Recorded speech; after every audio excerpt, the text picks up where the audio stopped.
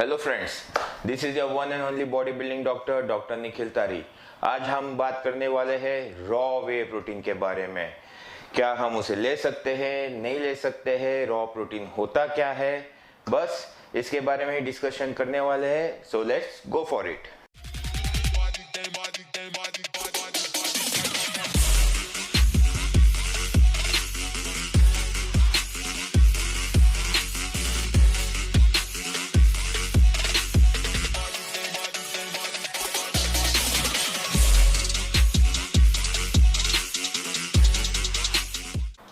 Welcome back. Raw whey protein, रोज डेली मुझे क्वेश्चंस आते हैं कि सर डेविस को रॉ वे प्रोटीन लेना चाहिए कि नहीं, सापुटो रॉ वे प्रोटीन लेना चाहिए कि नहीं, वे प्रोटीन लेने से क्या होता है।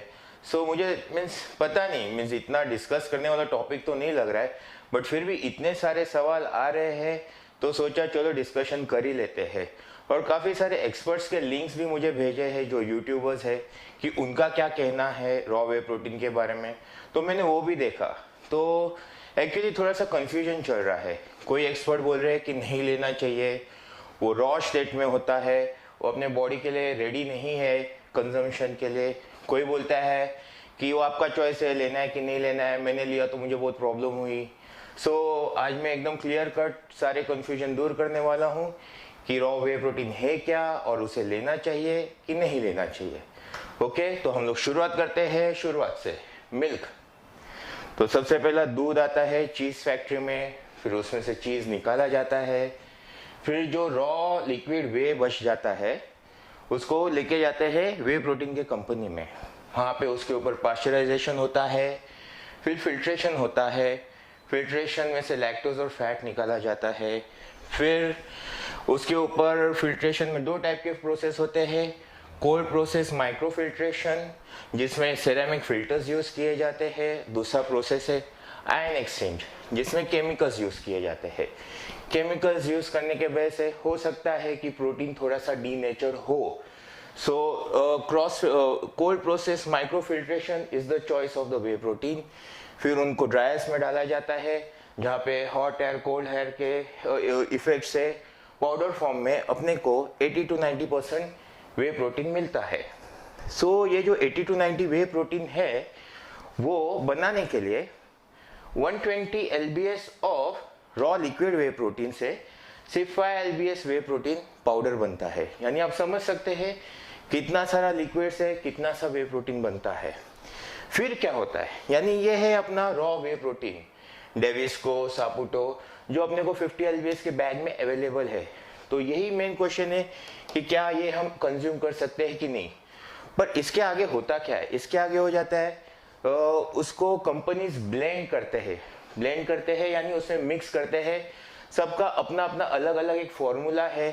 कोई फ्लेवर्स डालता है अलग अलग, फिर कोई प्रिजर्वेटिव्स डालता है, फिर कोई ब्रांचिन एमाइनोज डालता है, कोई ग्लूटामाइन, कोई माल्टोडेक्स्ट्रिन डालता है अगर किसी को गेनर बनाना है 1:1, 1:2, 1:3, 1:4 रेशियो में।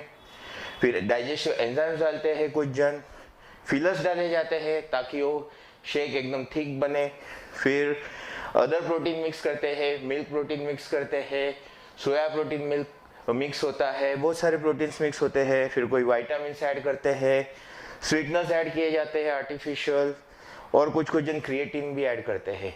तो सारे चीज सब में नहीं रहते हैं, सब जन अपना अपना फॉर्मूला बनाता है, उसके अंदर मिक्स करता है, और मिक्स करने के बाद छोटे छोटे डब्बों में या बैग्स में फिल करके मार्केट में आता है, वो रहता है अपना फिनिश प्रोडक्ट। सो इस तरीके से दूध से लेके वे अपने पास कहाँ तक आता है, तो यही प्रोसेस है।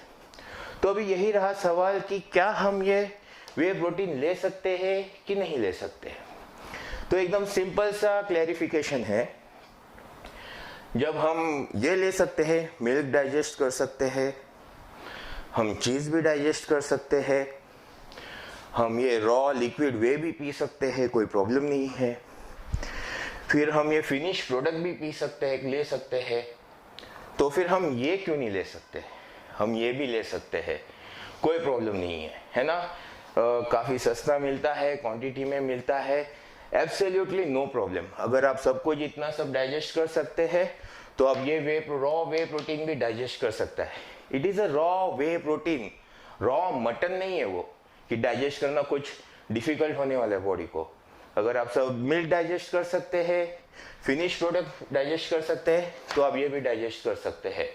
द ओनली थिंग इज कि उसका शेल लाइफ बहुत छोटा रहता है, मीन्स उसमें प्रिजर्वेटिव्स नहीं रहते हैं। अगर उसको एटमॉस्फेयर को एक्सपोजर हो जाता है तो जल्दी खराब हो जाता है, और वो क्या बल्क साइज में आता है, यानी बड़ा बड़ा क्वांटिटी आता है, और उसका जल्दी कंजम्पशन नहीं हुआ तो जल्दी से डीनेचर होने का चांस रहता है।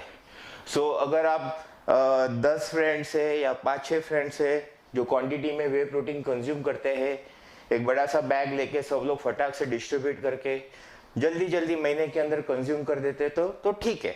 पर अगर आप अकेले हो और 50 LBS का बैग लेते हो और 5-6 महीने लगाते हो कंजम्पशन के लिए, तो फिर वो खराब हो जाएगा। सो that's it for the raw whey protein. I hope मैंने सारे क्वेश्चंस के आंसर्स दिए रहेंगे, एंड आपको लेना है नहीं लेना है आप देखिए। So that's it. Please like, share and comment, do subscribe my channel. There is lot more to come. Till then, bye.